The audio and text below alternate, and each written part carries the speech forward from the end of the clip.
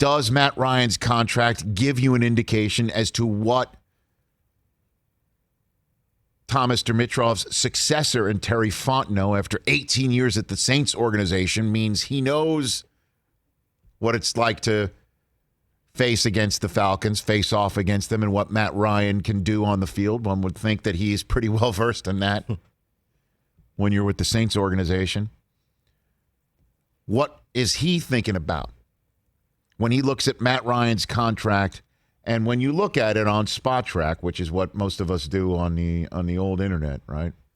You take a look at it, and his dead cap figure for 2022, meaning they draft a quarterback in 2021, and then one would think start him in 2022, meaning Ryan is no longer the viable starter of the Atlanta Falcons, and his cap figure is large to say that ain't a backup quarterback.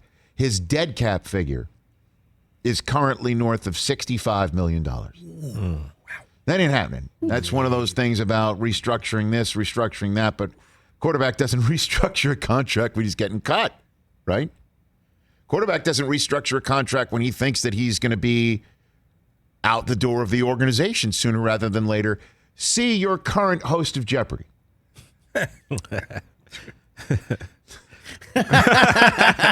To ask him how that works. Who is? It's not Dr. Oz. Dr. Oz. Who is? No, Dr. Oz is not that guy. It ain't him. That's funny.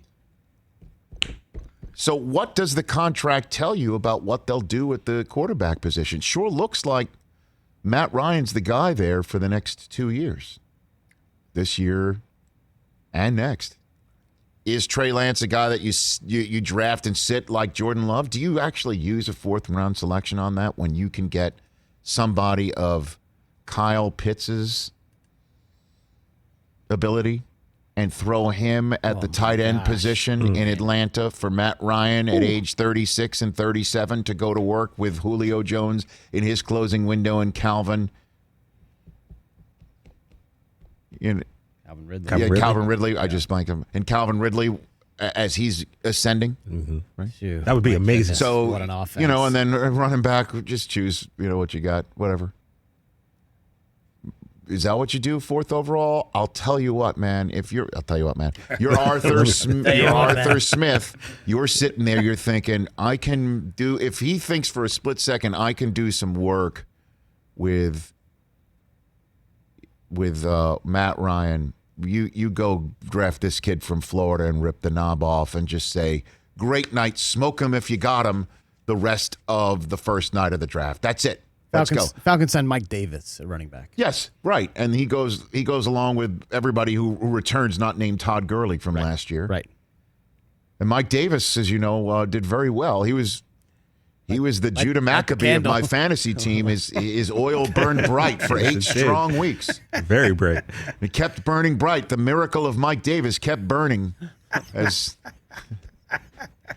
he kept on filling in for Christian McCaffrey. People are talking about Kyle Pitts being like a transcendent player, like an all-time great at the position.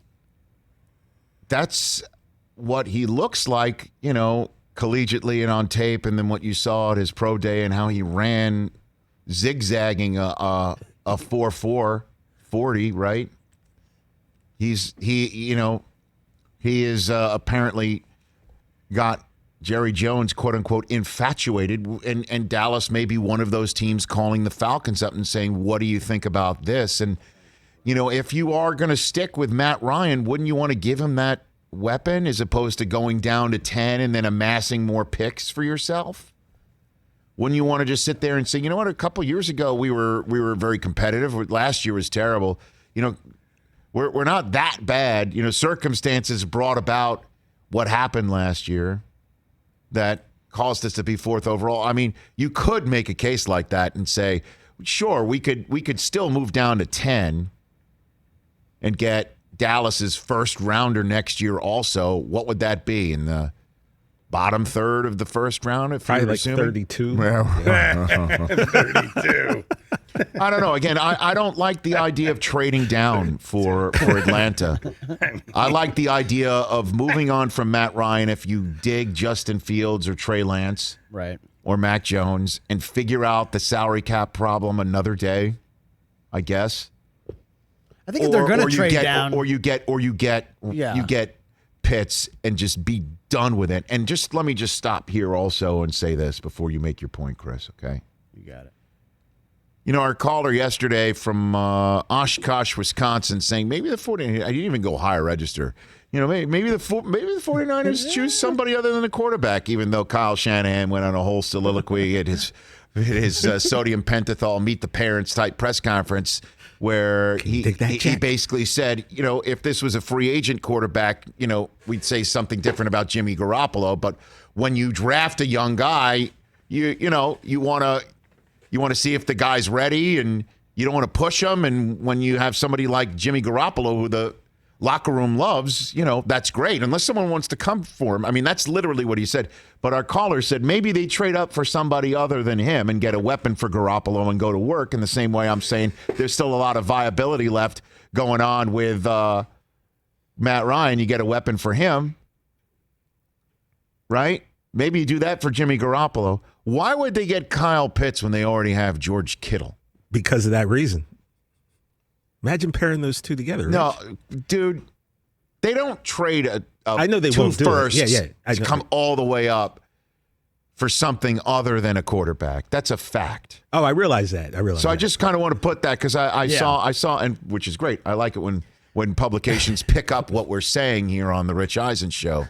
What we strive for. I told this gent from Oshkosh, I think his name was Aaron, that I would take his most unwashed item that he currently wears. And he said he was a food truck delivery driver who wears the same sweatshirt every day. And I could hear you guys in the background saying, marinate it, wear it, roll the windows up, all that stuff.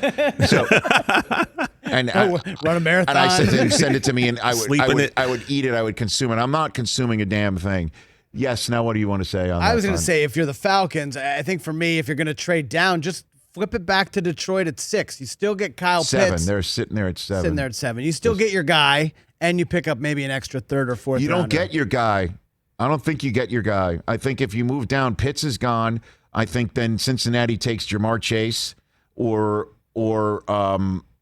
maybe the kid Sewell who protects the Dolphins. Who protects Burrow, and then the Dolphins take a weapon, whoever's still available. You'd get weapon 3, maybe weapon 4.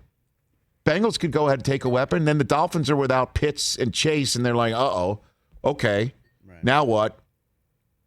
They get Waddle or what? Smith, and then what? Now you're down to choice 4 if you're Atlanta. For what? For Detroit's 2? I mean, Detroit's not going to flip next year one of their ones that they got from the Rams to the Falcons just to move up 3 spots. I don't think. And I know Pitts is in such high regard. I don't like the options of trading out for Atlanta right now. I just don't know. Unless somebody's going to totally overpay. You want a weapon for Ryan? Do it. You want to replace Ryan? Do it. There's no reason to trade down and be cute to try and get more picks. That's what the Jets are doing. Why are they trading down and getting more picks? They already got more picks for Jamal Adams. They already got multiple picks. They already got that. They already got a 2 in next year's draft. They already have multiple 2s now in next year's draft because of Sam Darnold. What are they going to do? Obviously, they went ahead and got a multiple pick for Sam Darnold because they weren't going to trade out of that pick and try and keep Sam Darnold. No, that's it. You like this guy better than Sam Darnold? Take him. You like this guy better than Matt Ryan? Take him. Figure out the rest later on. Or that's a hefty salary cap hit that's Matt Ryan carries in, and Arthur Smith's like, I got this. That's why you hired me, right? So give me Kyle Pitts, and let's create some matchup nightmares with Ridley, with my Alabama wideouts, and then my Florida. Let's go SEC. Let's go all SEC. Let's get the Florida tight end with my 2 Alabama wideouts and my BC quarterback, whose nickname should be the Natural, and go to work. Hey, you watched all the way to the end. Thanks for that. Watch more right here.